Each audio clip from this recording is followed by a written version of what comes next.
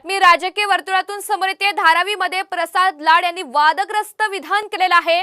रस्त्यावर नमाज पठण बंद झालं नाही तर शनिवारी रस्त्यावर हनुमान चालीसा वाचली जाईल असं चिथावणीखोर वक्तव्य आमदार प्रसाद लाड यांनी केलंय। तर बुलडोझर बाबा मी स्वतः तुमच्या समोर उभा असल्याचं सुद्धा वक्तव्य प्रसाद लाड यांनी या भाषणादरम्यान केलेलं आहे।